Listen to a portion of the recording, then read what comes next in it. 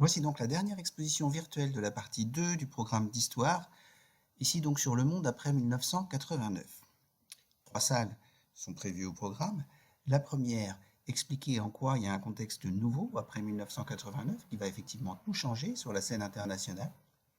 La deuxième salle, montrer en quoi la puissance, la superpuissance américaine va finir par être contestée.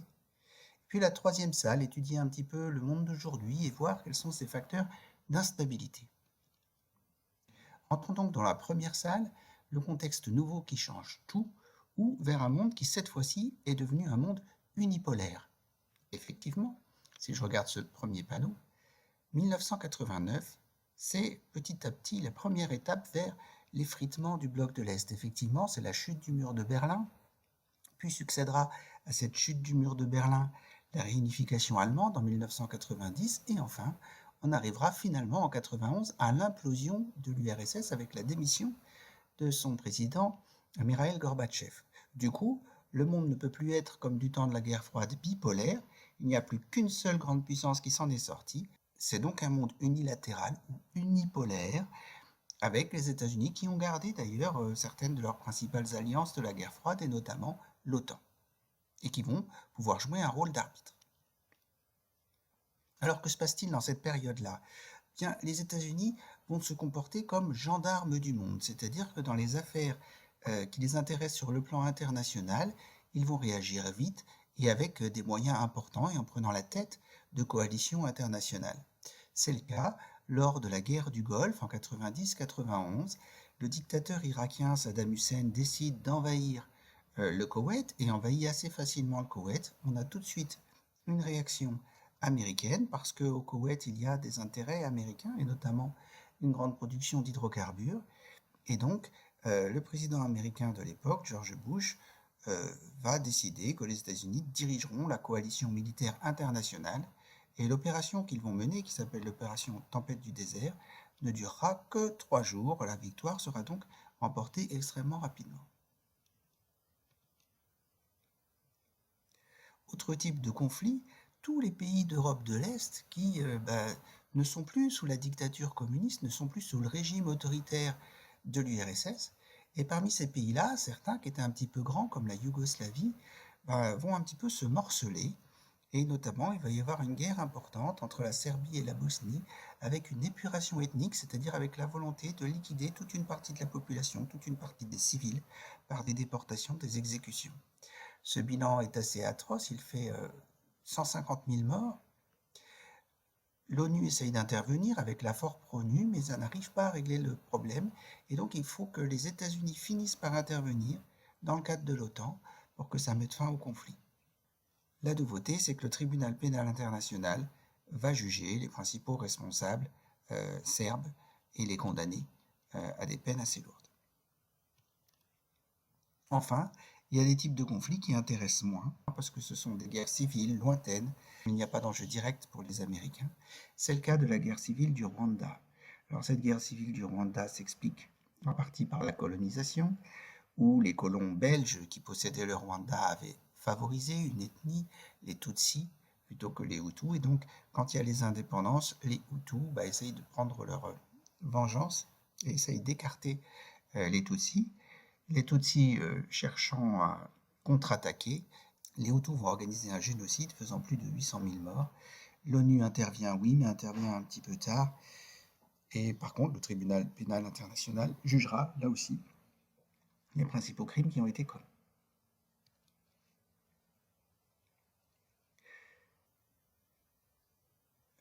Salle numéro 2, la superpuissance américaine contestée vers un monde multipolaire. Les États-Unis, en 2001, se retrouvent la proie d'une attaque terroriste le 11 septembre, où plusieurs bâtiments importants sont visés, d'abord les tours du World Trade Center, mais aussi le Pentagone qui était visé par l'association terroriste, l'organisation terroriste islamiste Al-Qaïda, sous la conduite d'Oussama Ben Laden. Donc à partir de là, le président américain George Bush veut mener une guerre préventive contre le terrorisme. Il s'en prend aux endroits où il pense que les terroristes s'entraînent et sont hébergés, et donc notamment en Afghanistan. Il est soutenu par l'ONU. Il intervient aussi en Irak, mais cette fois-ci sans soutien de l'ONU. Le problème est que les Américains n'arrivent pas à rétablir une stabilité politique dans ces pays-là et finissent par les quitter sans avoir pacifié ces pays. Deuxième menace à la superpuissance américaine, c'est plusieurs concurrents qui s'affirment petit à petit. Alors l'ONU, c'est encore un petit peu fragile. L'ONU est moins paralysée que du temps de la guerre froide, puisqu'il n'y a plus ce conflit qu'il y avait du temps de la guerre froide entre l'URSS et les États-Unis, qui paralysait systématiquement l'action de l'ONU. Mais on a vu quand même que dans les endroits où l'ONU pouvait agir, elle n'avait pas toujours été efficace, comme dans l'ex-Yougoslavie ou comme au Rwanda. Source de concurrence peut-être plus sérieuse, ce qu'on appelle les pays émergents, avec notamment la Chine qui devient de plus en plus importante en termes de population, mais en termes de puissance économique aussi, avec l'Inde qui devient importante aussi, puis avec la Russie qui, sur les 10 ans après la guerre froide, commence à se refaire une santé et aimerait de nouveau jouer un rôle important sur la scène internationale, notamment en Syrie ou notamment en Ukraine. Enfin, l'Union européenne n'est plus tout à fait la même que dans les années 90, puisqu'elle s'est complètement ouverte aux pays d'Europe de l'Est et elle a intégré une bonne dizaine de ces pays d'ancienne Europe de l'Est, et on est passé donc à une Union européenne à 27, qui devient donc bien plus puissante qu'avant. Salle numéro 3, un monde toujours instable aujourd'hui, avec pas mal de sources d'inquiétude. D'abord, comme parmi ces sources d'inquiétude, bien sûr, le terrorisme, toujours présent, très présent en Europe, comme le montre la carte, mais pas uniquement, présent également en Syrie, en Irak, en Afghanistan. Et c'est vrai que depuis 2006, l'État islamique, qu'on appelle aussi Daesh, multiplie les attentats partout dans le monde.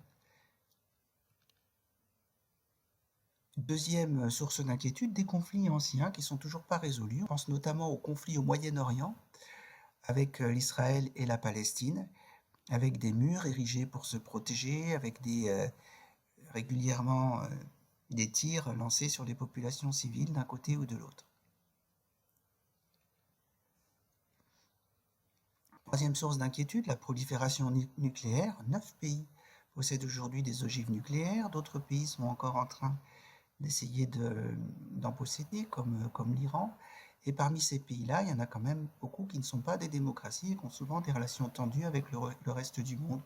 On pense à la Corée du Nord, on pense à la Chine, on pense à la Russie maintenant, ou encore au Pakistan.